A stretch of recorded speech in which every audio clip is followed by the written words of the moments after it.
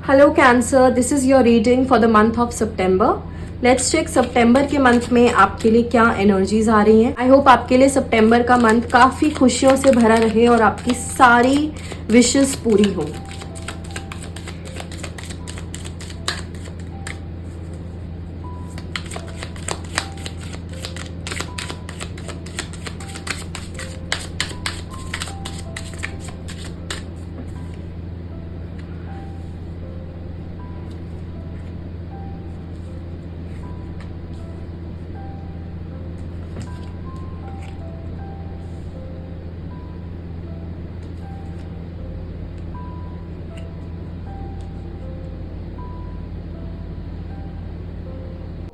So first week of सितंबर में हो सकता है आपके करियर में कुछ प्रॉब्लम्स आए, ठीक है।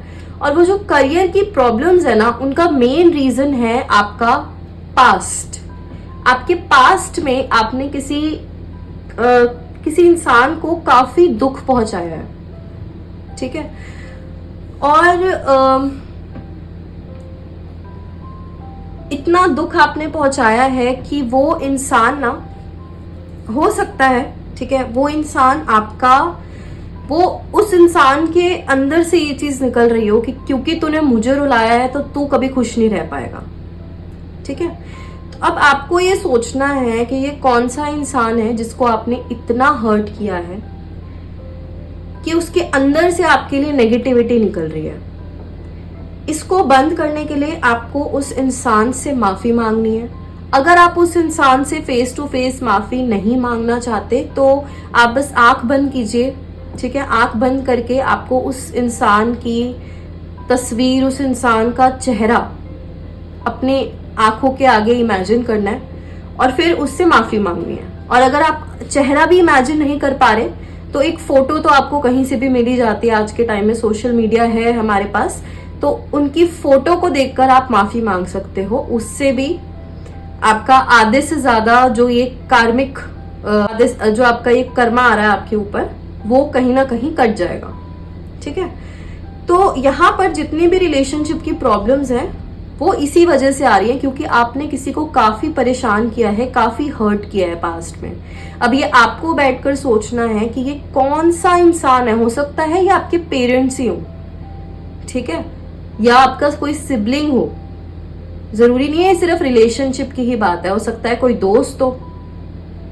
तो आप खुद सोचिए, और अगर एक से ज्यादा इंसान भी हैं तो कोशिश करो सबसे माफी मांग लो, ठीक है। अपना रिकॉर्ड साफ कर लो ताकि आपको आगे जाकर भी लाइफ में कोई एज सच प्रॉब्लम ना आए।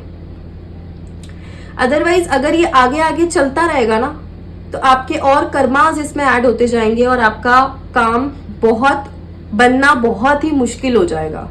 अभी जो थोड़ा बहुत काम बन भी रहा है वो भी बनना मुश्किल हो जाएगा अगर आप अभी ये माफी नहीं मांगते। तो अगर आप अभी ये चीज रियलाइज नहीं करते तो कि कि आपने किसको इतना हर्ट किया है।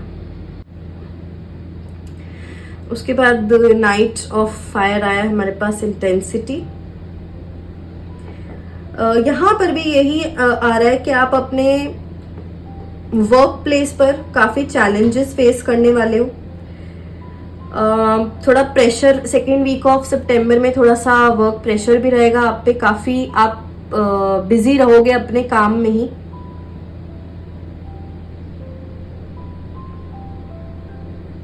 बस आप फोकस्ड रहना, ठीक है, अपने काम को लेकर फोकस रहना। और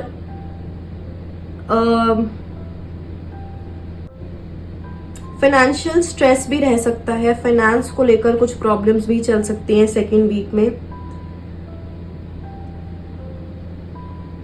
आपको थोड़ा सा ये ध्यान रखना है कि इमोशनल होके आपको कोई भी स्टेप नहीं लेना है सेकेंड वीक ऑफ सितंबर में।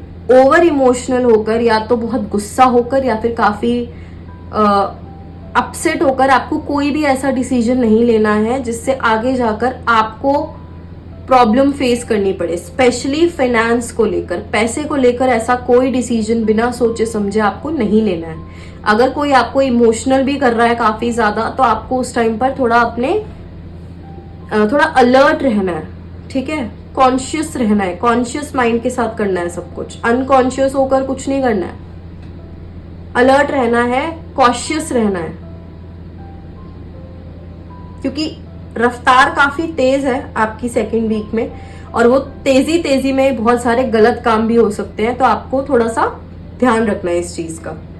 दूसरा, इतनी भाग दौड़ में अपनी हेल्थ के साथ आपको कॉम्प्रोमाइज नहीं करना है, आपको हेल्थ का ध्यान रखना है, हेल्दी खाना खाना है, टाइम पर सोना है, और इतनी भाग दौड़ में ना अपने लव्ड वंस को इग्नोर नहीं करना है, ठीक है। आपको अपनी प्रोफेशनल लाइफ और अपनी पर्सनल लाइफ को थोड़ा सा बैलेंस करना है सेकेंड वीक में। अगर आप प्रोफेशनल लाइफ में ही ज्यादा घुस गए तो आपकी जो पर्सनल लाइफ है वो थोड़ी सी गड़बड़ हो सकती है उसमें, तो उसको बचाने के लिए आपको खुद ही बैलेंस मेंटेन करना है कि रोज अगर प्रोफेशनल लाइफ में आप बिजी चल रहे हो तो अपने पर्सनल फैमिली मेंबर्स जो होते हैं, मदर फादर, हस्बैंड वाइफ, या बच्चे आपके, ठीक है, या दोस्त, उनको भी आपको वक्त जरूर देना है। 6 ऑफ स्वॉर्ड्स आया है हमारे पास थर्ड वीक के लिए। इसके लिए मैं एक सपोर्टिंग कार्ड और निकाल लेती हूँ।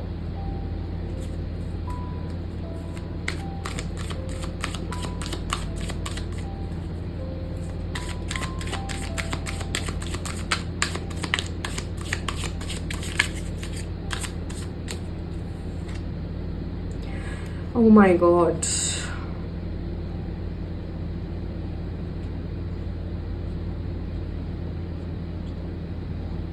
We have the Master card. Third week में, जैसे सेकेंड वीक में काफी काम आ रहा है, वैसे ही थर्ड वीक में हो सकता है कि आप एक से ज्यादा काम अपने कंधों पर ले लो। जितना आप कर भी नहीं सकते हो उससे भी ज्यादा आप वो काम लेने लग जाओ बिना सोचे समझे। तो आपके लिए मैसेज ये आ रहा है, मास्टर आपको बोल रहा है कि आपको ना काम तो करना है, मगर आपको शांत रहकर, पीसफुल रहकर काम करना है, और अपने माइंड को एक्टिव रखना है। सिर्फ फिजिकल बॉडी को एक्टिव नहीं रखना है काम करने में, अपने दिमाग को भी एक्टिव रखना है, कि आपका दिमाग एटलीस्ट आपको ये तो बताता रहेगा कि कहाँ पर फुल स्टॉप लगना है, कहाँ पर अब तुझे रुकना है, कहाँ पर रेस्ट लेना है, ठीक है। ये काम इतने हो जाएंगे, इससे ज्यादा लोगे तो दिक्कत हो जाएगी, नहीं कर पाओगे डेडलाइन तक पूरा। तो ये सब आपको कौन बताएगा? ये सब आपको आपका माइंड बताएगा, और आपका माइंड आपको ये सब चीजें तभी बता पाएगा जब आप अपने माइंड को शांत रखोगे। अगर माइंड को आपने बिल्कुल ऐसे अशांत सा कर रखा है और भागी जा रहे हो, लाइफ में भी भागी जा रहे हो, दिमाग भी आपका दौड़ता जा रहा है, यहाँ की भी सोच रहा है, वहां की भी सोच रहा है, तो फिर तो आपका सारा काम बहुत गड़बड़ हो जाएगा। इस चीज का ध्यान रखना, और आपको ही प्रॉब्लम हो जाएगी, क्योंकि इतना सारा जो आप बर्डन अपने ऊपर ले लोगे वो आप एक टाइम पर पूरा कर नहीं पाओगे। अब ये बर्डन सिर्फ ऐसा नहीं कि प्रोफेशनल लाइफ में ही है। प्रोफेशनल लाइफ में आपने काम ले रखा है, वहां से आप अपने बच्चों को भी प्रॉमिस कर रहे हो कि हाँ मैं आपके साथ भी टाइम स्पेंड करूंगा, वहां से अपनी वाइफ को भी प्रॉमिस कर रहे हो। तो आपको भी पता है कि एक इंसान होता है, उसके पास 24 घंटे ही होते हैं दिन में, उसमें उसको सोना भी होता है, उसमें उसको खाना भी होता है, उसमें वो इतना सब कुछ एक साथ नहीं कर सकता। और फिर अगर आप प्रोमिसेस रखकर उसको तोड़ोगे, तो मैंने आपको बताया आपकी पर्सनल और प्रोफेशनल लाइफ में इम्बैलेंस नहीं आना चाहिए, और अगर आप ये करोगे तो जरूर इम्बैलेंस आएगा। आपको अपनी रिलेशनशिप को सही करना है, ठीक है। अपने रिलेशनशिप्स, जो भी आपकी रिलेशनशिप है, आपके मदर फादर के साथ, आपके पार्टनर के साथ, हस्बैंड वाइफ, बच्चों के साथ, उसको आपको जरूर मेंटेन करके रखना है, मगर विजडम के साथ, ठीक है, दिमाग लगा के। दिमाग कैसे लगाओगे?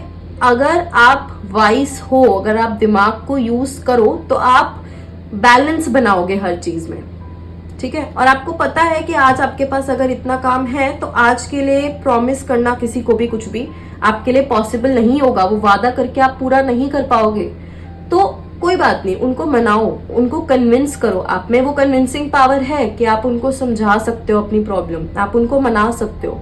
आज नहीं तो कल टाइम दे दूंगा, ऐसे करके आपको ना थोड़ा सोचना है। ऐसे ही हवा में सबको नहीं बोल देना हाँ मैं मिल लूंगा, हाँ मिलूंगा, ऐसे नहीं करना है। उसके बाद फोर्थ वीक में हमारे पास मेजर अरकाना नथिंगनेस का कार्ड आया है। यहाँ पर ना आपके लिए मैसेज है कि आपको ना अपने माइंड की जो स्लेट है उसको ना साफ करना है। आपने कुछ बिलीफ बना रखे हैं कि अगर मैं ये करूंगा तो मैं सक्सेसफुल हो जाऊंगा। जैसे यहाँ बर्डन कार्ड से भी अगर हम रिलेट करें तो आपने ये सोचा कि ये भी कर लेता हूँ, ये भी कर लेता हूँ, ये भी कर लेता हूँ, ये भी कर लेता हूँ, और अगर ये सब हो जाएगा तो मुझे तो काफी अच्छा रिस्पॉन्स मिलेगा, या मुझे तो काफी अच्छी रिकॉग्निशन मिलेगी, मुझे प्रमोशन मिल जाएगी। पर आप ये नहीं सोच रहे कि ये जो आपने प्लान बनाया है क्या ये पूरा हो भी पाएगा। तो इसीलिए आपके लिए 4th वीक में ये मैसेज आया है कि आपको अपनी स्लेट को ना बिल्कुल साफ करना है, अपने दिमाग की स्लेट को। जो भी आपके माइंड में वो बिलीफ है ना कि ऐसे करूंगा तो ऐसे तो हो ही जाएगा, वो जो आपको इतना कॉन्फिडेंस है कि ये कर लूंगा, फिर ये कर लूंगा, फिर ये कर लूंगा, सब कुछ सेट है, पर आपको ये नहीं करना है क्योंकि आपका जो बिलीफ सिस्टम है वो इस टाइम गड़बड़ चल रहा है, वो सही नहीं है। उसको फिर से एक बार रीइवैल्यूएट करने की जरूरत है। इसके लिए आपको उसको बिल्कुल पहले तो साफ करना है। जो पुराने वाला बिलीफ सिस्टम है उसको हटा दो,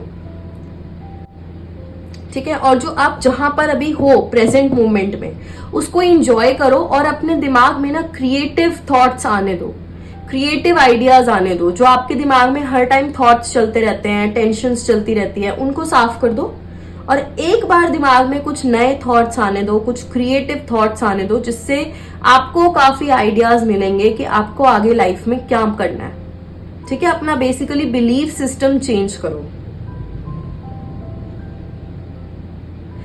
और सबसे बड़ी बात, आपको ना मटेरियल पोजेशंस, जो भी आपको मटेरियलिस्टिक चीजों से प्यार है, कपड़ों से, मोबाइल फोन से, लैपटॉप से, जूतों से, ये मटेरियलिस्टिक पोजेशंस को लेट गो करने की जरूरत है। इन पोजेशंस पे कम ध्यान दो और जो रियल लाइफ कनेक्शंस होते हैं उन पर थोड़ा ज्यादा ध्यान देने की जरूरत है आपको।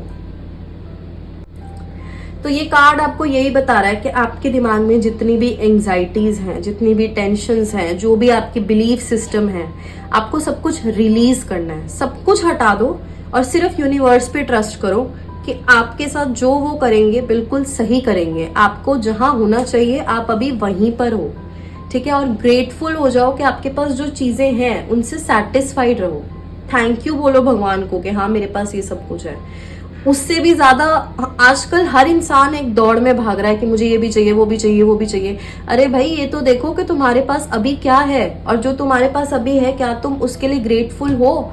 क्या तुमने आज तक बोला कि थैंक यू, शुक्रिया, आपने मुझे इतना सब कुछ दिया भगवान? नहीं, मुझे तो ये भी चाहिए, मुझे ये भी चाहिए, अब मुझे ये चाहिए, अब मुझे वो चाहिए। यही करते रहोगे तो प्रेजेंट में कब जियोगे? आज जो तुम्हारे पास है उसको कब एंजॉय करोगे? सिर्फ सामान इकट्ठा करने में टाइम वेस्ट कर दोगे क्या? अपनी पूरी लाइफ ऐसे ही निकाल दोगे? थोड़ा सा आपको ये सोचने की जरूरत है कि जो आपके पास आज है उसको अप्रिशिएट करो, उसको एम्ब्रेस करो, उसके लिए ग्रेटफुल हो, ठीक है। सो आई होप ये रीडिंग आपसे रेजोनेट हो। I will meet you in the next reading. Till then bye bye.